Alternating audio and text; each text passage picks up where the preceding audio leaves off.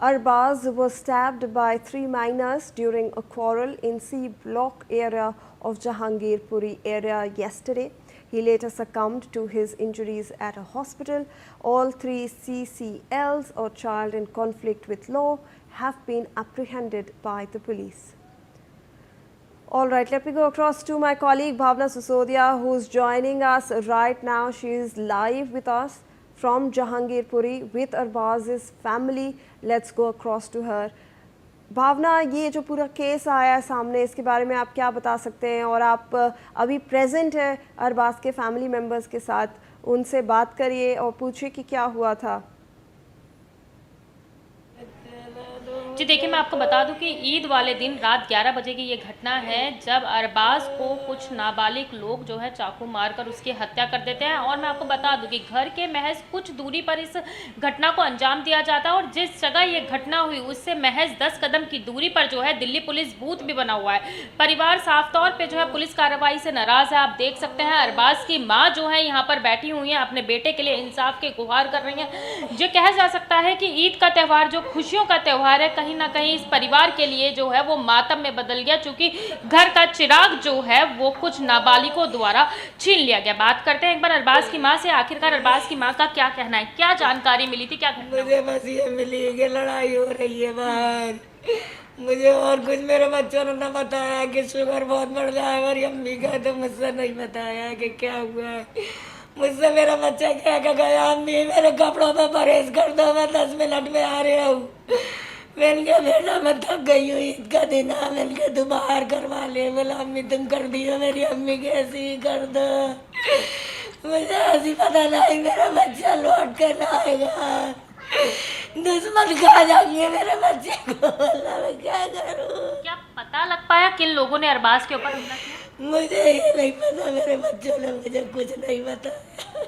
देखिए, आप देख सकते हैं कि माँ का जो है रो रो के बुरा हाल है। परिवार के द्वारा जो है माँ को नहीं बताया गया था, बस ये पता लगा था कि अरबाज की कुछ लोगों से झगड़ा हो गया। अरबाज के भाई भी हमारे साथ मौजूद हैं, उनसे बात करते हैं कि आखिरकार उनका क्या कहना है, क्या इंसिडेंट हुआ था, क्या हादसा हुआ था। पुलिस कार्रवाई की बात की जाए, क्योंकि पुलिस कार्रवाई बहुत अहम हो जाती है, किस तरीके की चल रही है? पुलिस कार्रवाई नहीं हो रही मैडम, इसमें जो मेन सरगना है सौरभ, पुलिस उसको बचा रही है।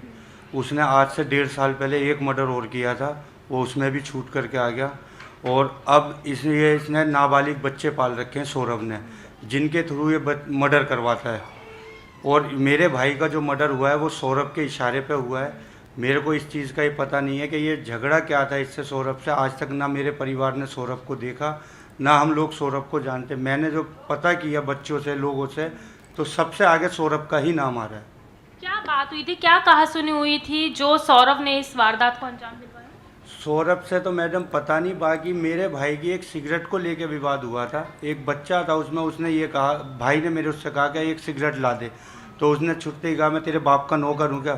तो अरबाज ने कहा कि आजकल बच्चे बहुत बड़े हो गए, जा बेटा। इतनी बात हुई, इतनी बात होने के बाद वो बच्चा कहने लगा कि मैं तुम लोगों की बदमाशी अभी निकालता हूँ। वो जा करके इनको लेकर के आया, चीमा और देवू और बाकी लड़कों का नाम नहीं जानता, सौरभ का नाम आ रहा है मेरे सामने। सौरभ को बुला करके लाया। सौरभ पल्ली साइड में खड़ा होकर के सौरभ ने इशारा किया, गेट में गला मेरे भाई का सौरभ ने दबाया। पहला थप्पड़ सौरभ ने मेरे भाई के मारा, अरबाज के, और सौरभ ने ही कहा कि मार दो। उसके बाद चाकू चीमा ने और एक देवू नाम का लड़का, इन 2 लड़कों ने चाकू से गोद दिया मेरे भाई को। देवू और चीमा की उम्र की बात की जाए तो उनकी लगभग कितनी उम्र है? उनकी उम्र तो मैडम पुलिस छुपा रही है। चीमा ने आज से 1-1.5 साल पहले, 2 साल पहले 12वीं क्लास क्लियर की है, लेकिन पुलिस सच्चाई नहीं दिखा रही। पुलिस ने सारे नाबालिग पकड़ रखे हैं, जो बालिग सौरभ है उसको नहीं पकड़ रहे। हमारी सिर्फ ये डिमांड है कि आप सौरभ को अरेस्ट करो, वो मैन है, उसको मैन बनाओ।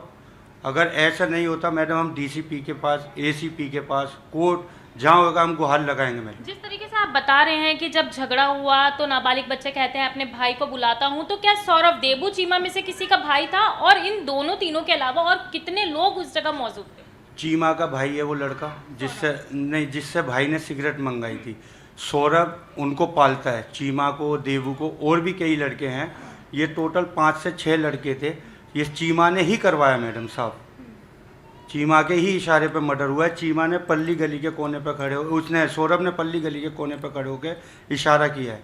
महज चंद कदमों की दूरी पर पुलिस बूथ भी बना हुआ है। 11 बजे की घटना है, क्या बूथ में कोई भी मौजूद नहीं था? मैडम मौजूद सब होते हैं, सबको मंथली जाती है, सारा खेल पैसे का है और कुछ नहीं है। क्या सौरभ का या देबू या चीमा का किसी का पहले भी आपराधिक रिकॉर्ड है? हाँ, सौरभ का है मैडम, बता तो रहा हूँ मैं आपको। 1.5 साल पहले उसने बंदा चाकू से गोद के छत से फेंक दिया और बता दिया मेरे घर में चोरी करने आया था। वो बच्चा तो 17-18 साल का था महज, जिसको इन लोगों ने छत से फेंका था और उसको बता दिया कि ये चोर है लड़का। तो देखिए, आपने सुना कि परिवार ने बताया कि किस तरीके से जो है घटना को अंजाम दिया गया है। महज सिगरेट लाने को लेकर जो है कहासुनी हुई थी और उसके बाद जो नाबालिग बच्चे हैं वो वारदात को अंजाम देके, देखिए मैं आपको एक बार दिखाना चाहूँगी, समझाना चाहूँगी। घर जहाँ हम मौजूद इस वक्त घर पे हैं और घर से महज चंद कदमों की दूरी पर जो है गेट है जहाँ पर इस घटना को अंजाम दिया गया और गेट के पास सीसीटीवी कैमरा से बचने के लिए सौरभ को जो है दरवाजे पे लगाकर पहले उसको मारा गया और उसके बाद चाकुओं से जो है उसके ऊपर हमला किया गया। 3 वार सौरभ पे किए गए थे उपचार के लिए। जब परिवार नजदीकी हॉस्पिटल बाबू जगजीवन राम ले गया तो कहीं ना कहीं सौरभ की जो है इलाज के दौरान मौत हो गई। ये कहा जा सकता है कि अपराधियों के हौसले जो है वो पूरी तरीके से बुलंद होते नजर आ रहे हैं। कहीं ना कहीं आपराधिक घटनाओं को अंजाम देते हुए अपराधी डरते हुए नजर नहीं आ रहे हैं, वो वारदात को अंजाम देते हैं। और परिवार का साफ तौर पे कहना है कि जिन्होंने सौरभ के ऊपर हमला किया है वो नाबालिग नहीं है। माफी चाहूंगी, अरबाज के ऊपर जो हमला किया था सौरभ, चीमा और देबू को वो आरोपी बता रहे हैं। उनका कहना है कि इन तीनों के साथ साथ और भी आरोपी मौजूद थे। पुलिस ने फिलहाल चीमा और देबू को गिरफ्तार किया है और सौरभ को बचाने की कोशिश की जा रही है, जिसके इशारे पर अरबाज के ऊपर कई वार किए गए हैं। कहीं ना कहीं परिवार जो है पुलिस कार्रवाई से नाराज होता हुआ नजर आ रहा है। अब देखना ये हुआ कि आखिरकार जहां अपराधियों के हौसले लगातार बुलंद होते जा रहे हैं वहीं कब जाकर अरबाज को उसकी इंसाफ मिलता है। जी धन्यवाद आपका भावना, ये सब जानकारी देने के लिए। All right viewers, let's now move on to some other stories. Kendrapara District Administration in Odisha